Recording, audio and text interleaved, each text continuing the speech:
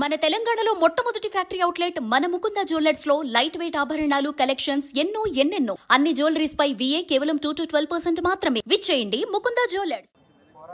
అందరికీ నమస్కారం. ఎన్నికల కమిషన్ అట్టర్ ఫ్లాప్ అయింది. ఒక ఆడబిడ్డగా నా మీద ఎంత చేయాలో అంత చేశారు. ప్రజాస్వామ్యంలో అప్రజాస్వామికంగా జరిగిన ఈ ఎన్నికలు, రౌడీయిజంతో జరిగిన ఎన్నికలు ఇవి. ప్రజలందరూ నాకు చాలా వరకు సపోర్ట్ చేశారు. వాళ్ళందరికీ నా ధన్యవాదాలు. ఈ ప్రజాస్వామ్యంలో ఈ అప్రజాస్వామికంగా జరిగిన ఈ ఎన్నికలు దాని గురించి మనం అనుకోవాల్సిన అవసరం లేదు. మొన్న జరిగిన 11వ తారీఖు అందరూ చూశారు. ప్రతి ఒక్కళ్ళు ఏం జరిగిందో అందరికీ తెలిసి చెప్పాల్సిన అవసరం లేదు. రిగ్గింగ్లు, రౌడీయిజాలు అదే పైకి వచ్చింది, అదే గెలిచింది. అది ఒక మహిళ మీద. అది ఎంతవరకు న్యాయమో మీరే ఆలోచించాలి. ప్రజలు కూడా ఆలోచించుకోవాలి. అంత భయపెట్టి భయాందోళనకు గురి చేసినా కూడా ఒక్కొక్కరు భయపడతారు, ఒక్కొక్కళ్ళు ధైర్యంగా ఉన్నారు. వాళ్ళు కూడా మనం అనే పని లేదు. వాళ్ళ ఇబ్బందులు వాళ్ళకు ఉంటాయి, వాళ్ళ సమస్యలు వాళ్ళకు ఉంటాయి. తర్వాత ఏంటనేది కానీ ఇదైతే చెప్పడానికి రానిది, చెప్పనలవి కానిది, అనుకోవడానికి కూడా సిగ్గుగా ఉన్నది. ఇది ఒక మహిళ మీద ఇలా చేయటం ఎంతమంది వచ్చి ఎంత చేయాల్సిన అవసరం లేదు. ఇంతకుముందు లాస్ట్ ఎలక్షన్ ఎలా జరిగింది, ఈ బై ఎలక్షన్ ఎలా జరిగింది, అన్ని చోట్ల జరిగిన బై ఎలక్షన్స్ ఎలా జరిగినాయి, ఒక రౌడీ రాజ్యంతో జరిగింది. ఇది మీరు అందరు చూసారుగా, ఇంకా చెప్పాల్సిన పనే ఉంది. ఈ రౌడీయిజం చూస్తున్నారు కదా, 3 months నుంచి 4 months నుంచి చూస్తూనే ఉన్నారు. మాట్లాడితే అమ్మాయి మాట్లాడింది అంటారు, నవ్వితే నవ్వింది అంటారు, గట్టిగా మాట్లాడితే ఇవాళ ఎందుకు గట్టిగా మాట్లాడింది అంటారు. మనం రౌడీయిజం మాత్రం రోజు చేయొచ్చు. ఒక కార్యకర్తకి అండగా ఉండాలి కదా.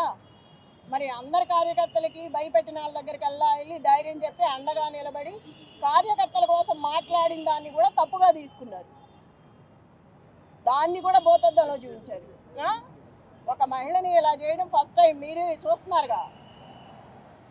ఒక మహిళ మీద ఇలా చేయటం, దీన్ని గెలుపండ్రు.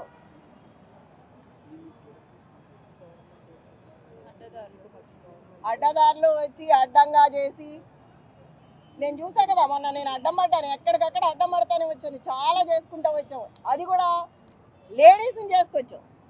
అన్ని చోట్ల లేడీస్నే చేసాం. అంత ధైర్యంగా నిలబడి షేక్పేట లలిత గారు, యూసఫ్ కూడా బోర్బండ మొత్తం నేను. నువ్వెక్కడ తన్నారు, రక్తాలు గారేటట్టు గుద్దారు, ఇష్టం వచ్చినట్టు చేశారు. దీన్నైతే గెలుపన్ను. చివరికి నేను చెప్పేది ఏంటంటే, నైతికంగా నేనే గెలిచాను. నా భర్తకు వచ్చింది ఇప్పుడు అక్కడ. ఏది MIM 4-5 పార్టీలు నిలబడితేనే నా భర్తకి 16,000 చిల్లర వచ్చింది. ఏ పార్టీ లేకుండా మేమిద్దరమే ఉన్నప్పుడు అది వచ్చిందంటే రౌడీయిజంతో వచ్చింది. అది స్వతహాగా తెచ్చుకున్నది కాదు. నైతికంగా నేనే గెలిచాను. రౌడీయిజం గెలిచింది అనేది నాకు సంబంధం లేదు. అది గెలిపే కాదు అసలుకి. అందరూ వచ్చి గెలిపించుకున్నది. అది అధిష్టానం అధికారంలో ఉంది కాబట్టి రౌడీయిజాన్ని చేసి రిగ్గింగ్ చేసి, ఇక్కడ రిగ్గింగ్ చేశారు, లోపల ర్యాగింగ్ చేస్తున్నారు. అప్పుడే రౌడీయిజం స్టార్ట్ అయిపోయింది. ఆల్రెడీ మార్నింగ్ నుంచే స్టార్ట్ అయింది. మేము చీరలు కట్టుకుంటే చీరల మీద కామెంట్స్, ఎదవలు ఇచ్చిన చీరలు కట్టుకొని వచ్చామని అంటున్నారు. మరి ఎక్కడ స్టార్ట్ అయింది? అప్పుడే ర్యాగింగ్ స్టార్ట్ అయింది. ఆడలేదు, మగ లేదు. మహిళలకు ఇట్లాగే చేసేది. గెలిస్తే గెలువు, ఏదో జన్మానికో శివరాత్రి అని గెలిచావు. ఇప్పుడు గోపీనాథ్ ఉన్నంతకాలం మూసుకొని కూర్చున్నావు. గోపీనాథ్ లేకపోయేసరికి బయటకు వచ్చి ఇవాళ నీ ప్రతాపం చూపిస్తున్నావు. నీ గెలిపేం కాదు ఇది. అందరూ కలిసి చేసిన గెలుపు నీకు. అది నీ స్వతహాగా గెలిచింది కాదు. చెప్తున్నాగా, నైతికంగా నేను ఎప్పుడో గెలిచిపోయాను. రౌడీయిజంగా గెలిచావు. ఇప్పుడు ఇంకా చెప్పండి, ఇంకేమైనా కావాలా?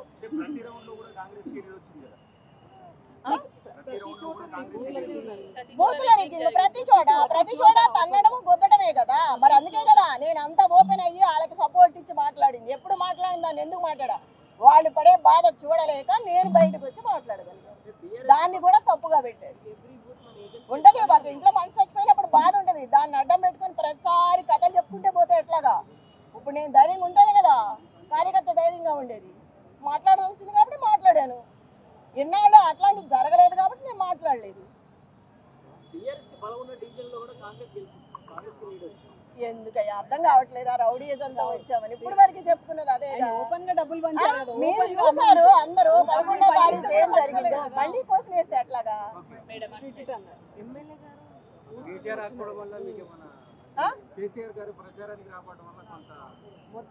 అట్లా ఏమీ లేదు. రేవంత్ రెడ్డి గారు ఎన్నిసార్లు వచ్చారు? కేటీఆర్ గారు ప్రతి రోడ్ షోలో ఉన్నారు. అట్లా అనుకుంటే కంప్లీట్ గా రిగ్గింగ్ రాజ్యం, రౌడీ రాజ్యం, మొత్తం గోండాల రాజ్యం. ఇంకా చెప్పేది ఏముంది? అంతా మీరు చూస్తాం. మళ్ళీ అట్లా క్వశ్చన్ చేస్తే అట్లాగా అన్ని తెలిసిన వాళ్ళు మీరు కూడా ఒక మహిళను ప్రశ్నిస్తారా జరిగిందంతా చూసి? ఏమా ఎంత జరిగింది చూస్తున్నారు 3 నెలల నుంచి, మళ్ళీ మీరే క్వశ్చన్ వేస్తే అట్లాగా? ఇప్పుడు కూడా మీకు తెలుసు ఏది న్యాయమో అన్యాయమో. मागंटी गोपीनाथ के फेस पर वोटिंग हुई थी। अब तक 10 साल में या फिर अगर से चेहरा बदल गया है तो बीआरएस जो सिंपैथी वोट थे, ऐसा कहा जा रहा था सिंपैथी वोट मिलेंगे, कहां पे चूक हुई है बीआरएस की? వాళ్ళు సింపతి చూపిస్తే రేపు ఇంట్లోకి వెళ్ళి నడుములు ఎరగొడతాడు. రౌడీ రాజ్యం. వాడికి భయం ఉండదు, జీవితాంతం ఇక్కడ ఉండాల్సినాడు. ఫ్యామిలీ ఉంది వాడికి. ఇప్పుడు అందుకేగా భయపడింది. ప్రతి కొంపలోకి వెళ్ళి అందరినీ బెదిరించడమే. ఎవరినైనా ఆపుతాం మనం? అంత రౌడీ రాజ్యం, గోండాల రాజ్యం. దన్నపోతుల్లో ఉన్నారు మీద పడి. మరి భయం ఉండదా మనుషులకి? ప్రజలకు భయం ఉండదా?